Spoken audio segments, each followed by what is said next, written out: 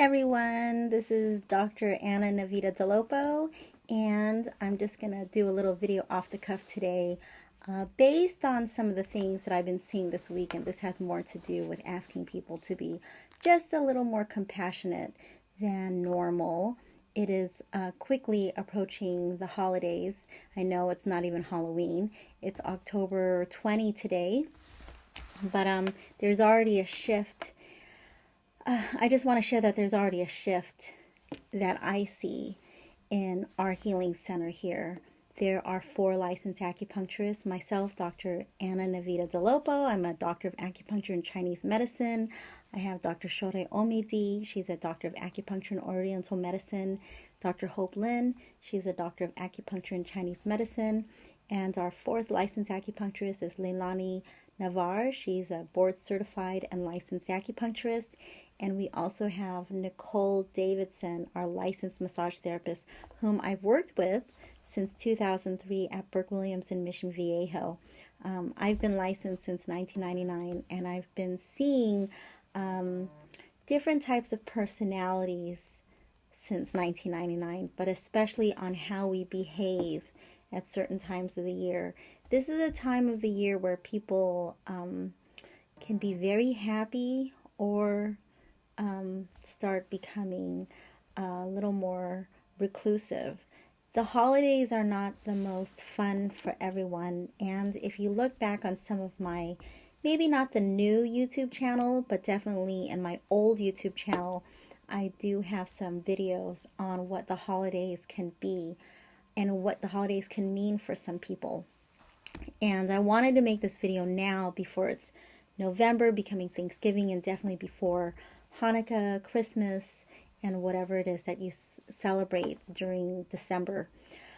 I just want to share the message of being more compassionate. I mean, these are traits that we should be doing every day anyways, but I think even for myself, it's very helpful to remember to be more compassionate. We tend to be happy for someone when it's their birthday, but then again, not everyone celebrates birthdays. For myself, my birthday is bittersweet because one of my great friends, had died on my birthday on December 19, and that was painful. And I'm going to have to remember that for the rest of my life. And I say that with selfishness still. So just even that, like so many people have lost loved ones during the holidays. So that's where our need to be compassionate lies. There are people who, a lot, I've said it since I started practice in 99, I started making videos in 2006, and I do say in some of my older videos that, you know, there are so many people with anxiety and depression, and you just don't know. You don't know what they're going through. You don't know if they've been physically abused or sexually abused, or if they're being abused right now, and they're just putting this perfectly great smile in front of you just to, you know, stick with the status quo and they look like they got it all together, but that may not actually be what's going on internally. So just, you know, you don't know what your smile, your genuine smile can mean for someone, or just a little bit of encouragement. So just, you know, pressing on the idea of being a little more compassionate. You don't know if someone is going through some mental health issues right now. And to see things from the other person's perspective. I had a great conversation with a woman today. She's in her 70s. And I shared a little insight on a particular topic that maybe, you know, most people wouldn't see. So I have found it to be very helpful to see the issue from a different angle. That doesn't mean that you have to agree with that angle, but it's the ability to see from a perspective not just yours or what most people would see. I've been trained in, you know, perception is reality. If someone thinks that they, for example, if someone thinks that they were, if something happened, and I'll go more into detail when we talk privately. I don't want to talk about anything specific in this video, but if a person thinks something happened to them, then in their mind, in their reality, it really did. Now, that doesn't mean that you have to believe them. That doesn't mean that you have to make it, you know, you don't have to compromise your own value or judgment, but you can try to do your best to understand where they're coming from. And that means that you can probably find a way that you can still respect the person.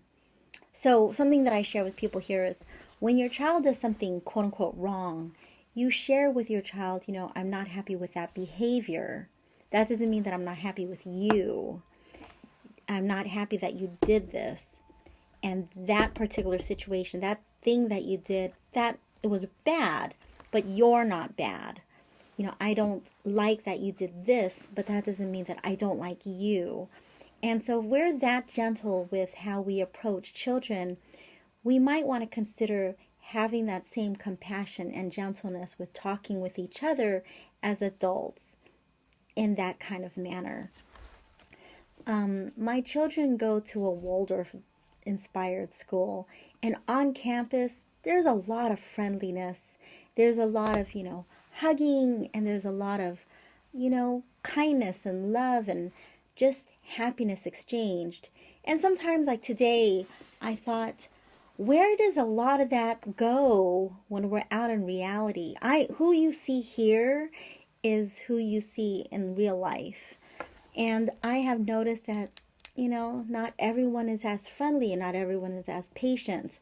And I don't think that's just a COVID thing, like, people being upset about, whatever issues they have. I think it's just a human nature thing. Like, my husband told me that yesterday, I don't really pay attention to the news, but I don't know what the facts are.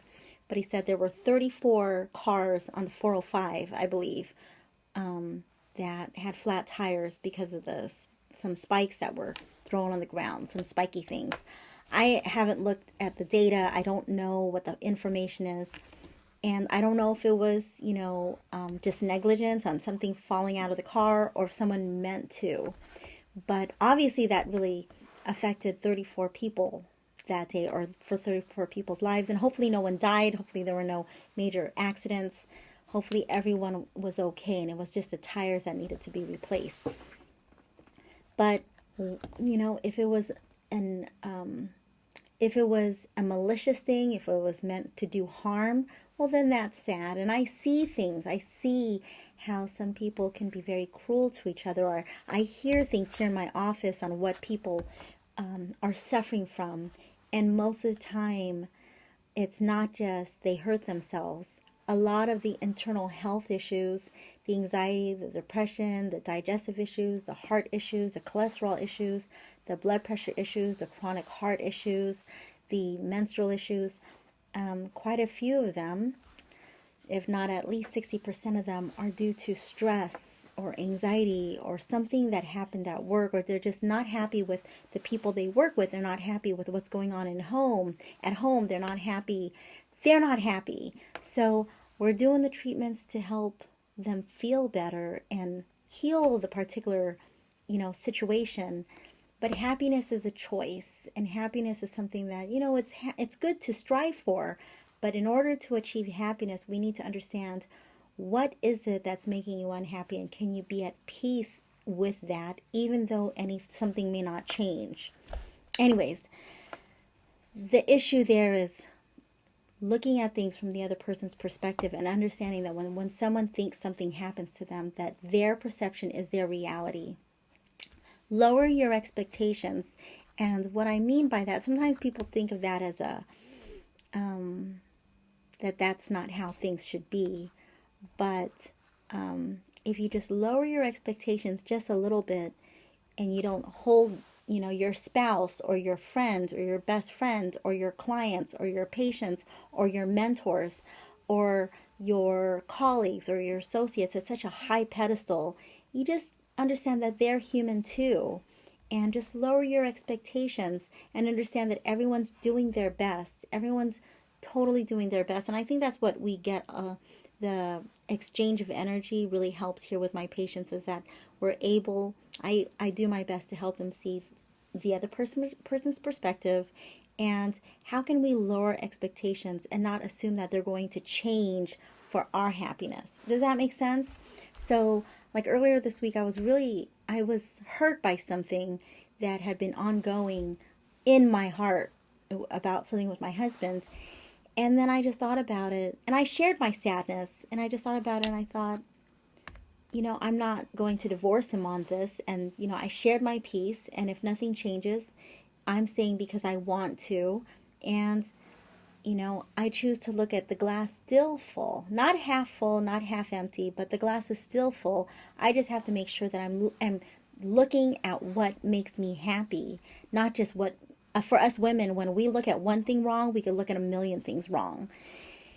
And so it's good to have clear expectations, lower expectations, and not put anyone in a pedestal, and know that we ourselves are not perfect. And that was also how I was able to move on from my little dilemma, my little issue.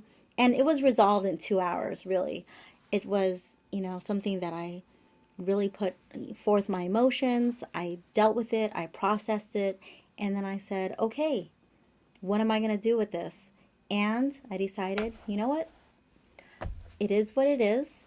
And I'm going to find peace and happiness in my life. And I'm not going to depend on my husband or anyone else to make me happy. And this message was also, shared to me from church, from the pastor, from certain books I'm reading, some audios that I'm listening to. And it was all the same message, that really my happiness is my responsibility. And that can be very hard for many people to digest, because we, especially as women, we want our happiness, we want our husbands to know what makes us happy. And he better know what makes us happy. And if he doesn't do what makes us happy, then I'm not happy. Then we should, take the steps, like, whatever it is that we need to do so he can change in order for me to be happy. And that can go on and on and on and on. So if we practice compassion, see from other people's perspectives, lower expectations, and understand that everyone's really trying to do their best, as well as ourselves. It is 7:15. I'm going to be on date night. My husband's not going to, he never is upset that I'm not cooking dinner every night. So I have to remember, look at what a gentle soul he is, and look at what a, understanding man he is, that I have a couple of businesses and I focus on them, and he doesn't always come first. So before I point the finger at him, I have to remember that there are 3 other fingers pointing at me, and I have to look at where my shortcomings are and how is he super understanding. So the moment we can look at things from a different perspective, a different angle, and understand everyone's doing their best and I'm also doing my best, then we can really work on the concept of happiness. Many people are here because they're unhappy. We want things. We love to control. Many of us love the feeling of control. Many of us love the feeling of having approval and the feeling of security. And those are great, great aspects, to feel like we're in control, to feel like we are secure, to feel like, I have the approval of everyone. But really what I'm doing at that point is I want other people I want to feel like I'm controlling everything, and that people are approving of me, and I'm secure as long as I'm in control. I'm in control of myself, but not of others. And if other people approve of me, great. If they don't, it's okay. That's not my issue. My only issue is making sure that I do things to approve of myself. And then for my own security, the security comes from my ability to provide security, and appreciate the security that my husband brings to the table, but not depending on other people to make me feel secure. My point in all that is, if I don't want anyone to control me and I want to feel controlled, then I need to, let go of this concept that I have to control things. I know I'm not making that very, I'd have to speak with you privately, but just my point is, us women especially, we love to feel like we're controlling everything. And if it's not under control, then we lose we lose it. And we're not happy. If my husband doesn't do this, that means I'm not in control over him. He's not listening to what I'm saying, and I'm upset. I met a gentleman this year, and unfortunately they're divorced. And I know for a fact they would probably still be together, but his wife has convinced him that they should not be together. And I guarantee you, That is, there's levels of control, there's aspects of, approval, and there's aspects of, security that everyone wants, like, especially us women, we want to make sure everything, all our ducks are in place. And sometimes it's easier to just let go. And I know it sounds a little bit of a paradox for us to let go and at the same time feel in control. We can be in control without being controlling. Does that make sense? I guess that's what I really want to say. We can be in control without being controlling. No one likes to be controlled. And you can have approval without the need for others to approve of you. So I mention often that I have this many Yelp reviews, and we're both building our Google reviews and whatever. And it's part of my business is to make sure that my marketing is on point and people share their stories, and I can say, hey, I'm a good person, I'm a good doctor, and look at the doctors that are working for me, But at the end of the day, as long as I do a good job and my doctors and my therapists do a good job, that's the best we can do. So when I go out, and if someone falls a little short, I'm not going to blow up. That's when you see people blowing up. When their expectations of people are so high. When they don't feel like they're in control of the situation. When they don't feel like they're being approved of, or if they don't approve other people. And what about security? We have so much to be grateful for in this country. I just want to put that out.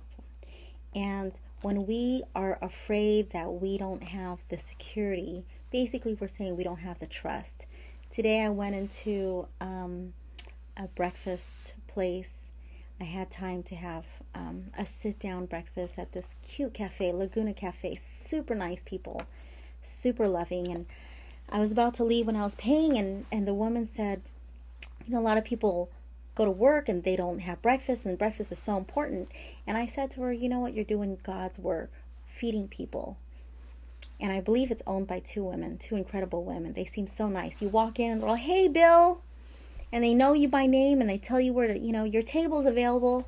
I just love that. And they were so appreciative that I was so appreciative. And they said, thank you for blessing us with that. And not just because, I'm a little more dressed up than normal. They said, not just because you're dressed up, but we really appreciate you blessing us here. So that's what they said. And I thought that was cute. But I said, you know what? For me, as long as I'm wearing clean underwear and eating hot food, it's a good day. And I said, because over half the planet can't say that. Because if you have clean underwear, that means you had clean underwear yesterday, clean underwear today, and you're probably going to have clean underwear tomorrow, which means you have a washer and dryer, or which means that you probably have hands that you can wash and dry your clothes with. I know people without arms and feet, and arms and legs. So how do they wash their clothing? How do you put it in the washer and dryer? And not everyone on the planet has a washer and dryer. I know people, many, many, many people who don't have a washer and dryer. You don't have to go too far, but there are people on this planet, and I'm here in the United States where we take it for granted that we have washers and dryers. So playing the understanding game, having a little more compassion, understanding that people don't always look at it from your perspective, and be gentle on yourself and play the understanding game. That was taught to me a long time ago. Play the understanding game. If someone's upset, you don't know what they're being triggered by right now. They don't know. You don't know if they're being triggered because this is triggering their sexual abuse or their physical abuse or being neglected or being emasculated, or no one believes them, or they got a huge pay cut, or they don't have a place to live. We all get hurt. All of us. We get hurt from time to time. And we all have the ability to react. What I'm asking you to do in this video, I know this is different than I normally do. I usually make a video about neck pain or fertility or, stage 4 this or, some kind of autoimmune issue. But today I'm asking you to be a little more compassionate. And I usually would go really deep into this, and maybe I will for a Happy Club video, which is private. But I just wanted to share a basic video. If you've made it this far, thank you. But there are a lot of people hurting, and many of those people are here. And if you can show just a little more compassion than normal, that would be awesome. Show compassion, show love, show, you don't have to be touchy-feely. You don't have to hug people. You can just smile at them and show a genuine concern, like, good morning. I hope you're doing good today. I hope you're having a great day. And you don't know what that eye-to-eye contact can mean to someone. You don't know what's going on in someone's life. I'm very grateful that people come here and trust me, and they allow me to, I'm given the privilege to listen to them, and I may share some insights on whatever wisdom I have to share. It is a juggle. It's a juggle to, life is a juggle. Paying for cars, paying for houses, paying for, for me, I have the overhead of an office. It's, there's a lot. There's a lot to juggle. I got a daughter in college and a 6th grader and a 4-year-old, and he's in TK, and we have jiu-jitsu and dance and music and performances, and it's really easy to get lost.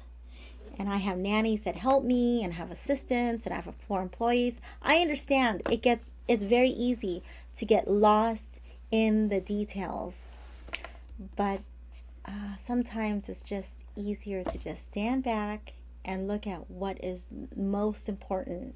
And the most important thing is that we're alive and happy and healthy, and we don't have to agree with each other's policies, our personal opinions, our personal beliefs in order to respect each other. We don't need that. And oftentimes the person you probably need to rely on the most may not necessarily agree with you, but that doesn't mean you don't have to respect them. You can still be friends with them. You can still be friendly with them. You don't have to cut people off. I've seen a lot of people cut people off in the last couple of years, and it's sad and it's heartbreaking. So, from my office to your home, my doctors, my massage therapists, we're all here to help you. Typically 7 days a week. I've already put up our schedule on our scheduling system until the end of November. We're here to serve you. We're here to be here for you. If you need someone to listen, we're here to provide acupuncture, Chinese herbs, massage, neuromuscular sports therapy, cupping, fire cupping, and more.